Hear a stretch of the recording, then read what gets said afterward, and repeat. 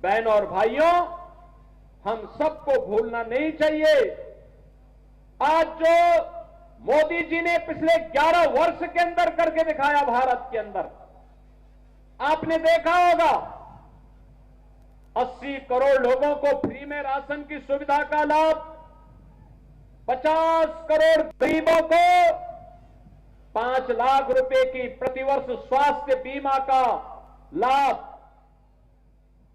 46 करोड़ गरीबों के बैंक में खाते, 12 करोड़ किसानों को किसान सम्मान निधि का लाभ, 12 करोड़ गरीबों के घर में शौचालय, 10 करोड़ गरीबों के घर में रसोई गैस का सिलेंडर। याद करना, यही सिलेंडर कांग्रेस की सरकार के समय में, कांग्रेस की सरकार के समय में 50,000 रुपए में ब्लैक होता था, मोदी जी ने फ्री में दिया। 4 करोड़ गरीबों के लिए आवास बनाए, 3 करोड़ गरीबों को फ्री में बिजली कनेक्शन भी दिए। बहन और भाइयों, आरजेडी के लोग तो लालटेन लेकर के आते थे, केरोसिन बेच देते थे, अंधेरा होता था फिर डकैती भी डालने का काम करते थे, यही काम करते थे। अराजकता पैदा करना इनका जन्मसिद्ध अधिकार था। अब याद करो, जो पशुओं का चारा खा सकते हो वे क्या आपका राशन छोड़ेंगे क्या? आपका राशन छोड़ेंगे क्या? कभी नहीं छोड़ने वाले हैं। ये लोग विकास भी रोक देंगे, गरीबों के कल्याण की योजनाओं को भी रोक देंगे और इनके द्वारा फिर से जंगल राज होगा।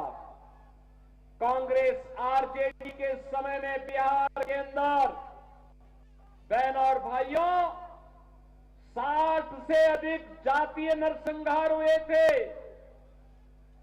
याद करिए, 30,000 से अधिक अपहरण की घटनाएं हुई थी। ये अपहरण, व्यापारी का अपहरण, चिकित्सक का अपहरण, इंजीनियर का अपहरण, बच्चों का अपहरण, बेटियों का अपहरण, ये लगातार होता था और सरकार कार्रवाई करने की बजाय अपहरणकर्ताओं के सामने नतमस्तक होकर के मध्यस्थता करने की बात करती थी। बहनों और भाइयों, ये महागठबंधन में हिम्मत नहीं कि अपराधियों पर जीरो टॉलरेंस की नीति के तहत कार्य कर सके। अपराधी के खिलाफ जीरो टॉलरेंस की नीति के तहत कार्य कैसे होता है? आपने देखा होगा जब उत्तर प्रदेश में माफिया की छाती को रौंदते हुए बुलडोजर चलता है, गड़गड़ा करके चलता है, कैसे माफिया की चूलें हिल जाती हैं और माफिया के आंका भी थर-थर कांपते हुए दिखाई देते हैं। आज वहां पर नौजवान मस्त है और माफिया पस्त है। और यही कहने के लिए आया हूं, ये क्या एनडीए कर सकता है?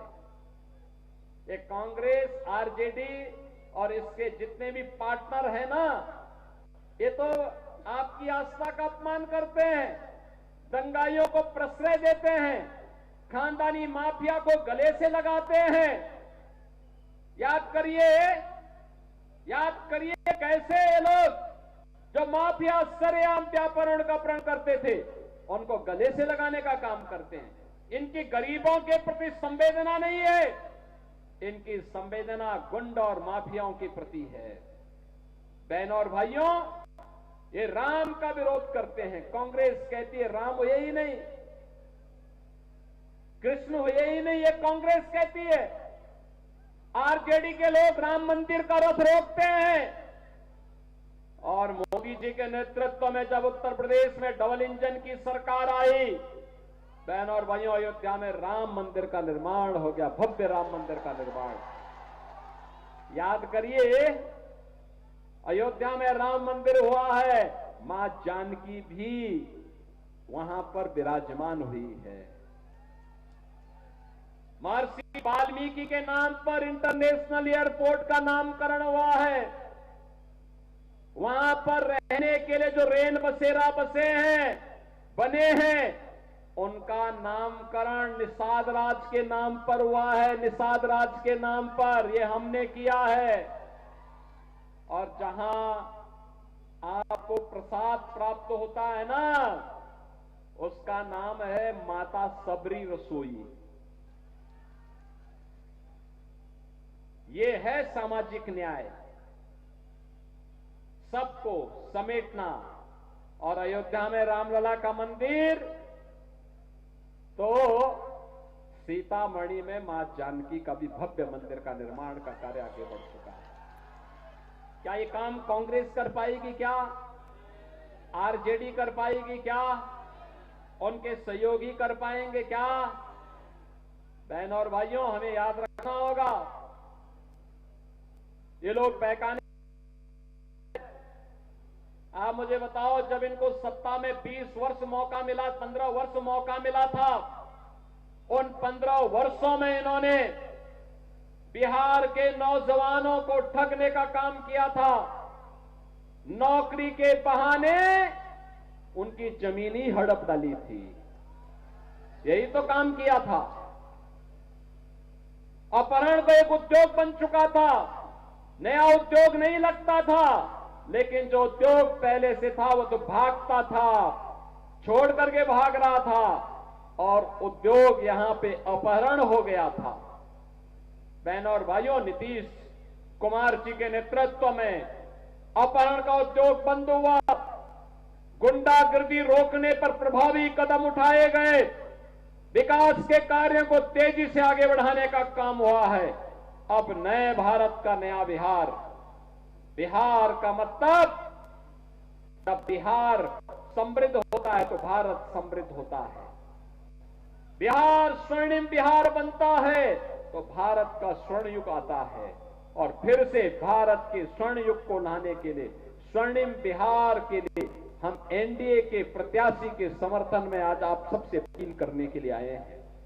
बहनों और भाइयों, एनडीए ने आपके लोकप्रिय प्रत्याशी, लोकप्रिय विधायक और भोजपुरी के एक बड़े कलाकार, देखो भोजपुरी के 2 कलाकारों को हमने भी चुनाव लड़ाया यूपी के अंदर। रवि किशन आए होंगे, रवि किशन आए थे कि नहीं आए थे? आए थे ना। तो रवि किशना भी आए होंगे, वो गोरखपुर से ही सांसद हैं। मैंने अपनी सीट छोड़ करके रवि किशना को दिया, अभी तो सांसद बनो। और देखो, रवि किशन को फिल्म फेयर पुरस्कार भी मिल रहा है, और दादा साहेब फाल्के पुरस्कार भी प्राप्त हो रहा है। और दिनेश लाल यादव निरुआ को आजमगढ़ से हम लोगों ने जिताया। निरुआ का गाना सुने होंगे ना? सुने हैं ना? हाँ, तो ये यूपी में हम लोग भी उनको भेजे थे। आपको भी अवसर मिला है। यहां पे योगीराज बाबा मत्स्येंद्र नाथ जी की साधना स्थली भी है, और मैं विधायक जी से कहूंगा उस स्थान का पुनरुद्धार और सुंदरीकरण करवाइए, फिर मैं भी वहां आऊंगा एक बार देखने के लिए। विनय बिहारी जी को भारी बहुमत से विजयी बनाइए, एनडीए की सरकार लाइए। बहनों और भाइयों, सुशासन की सुदृढ़ नींव में ही स्वर्णिम बिहार की परिकल्पना साकार होगी। क्या आप इसके लिए सहमत हैं? सहमत है ना? तो फिर इसमें किसी वाद में पड़ने की आवश्यकता नहीं, कोई विवाद में भी पड़ने की आवश्यकता नहीं। अर्जुन की तरह एक तक निशाना केवल और केवल कमल के फूल की तरफ ही होना है। कमल के फूल पर ही, उसी के ईवीएम के बटन को दबाना है। सहमत है ना? सभी लोग सहमत है ना?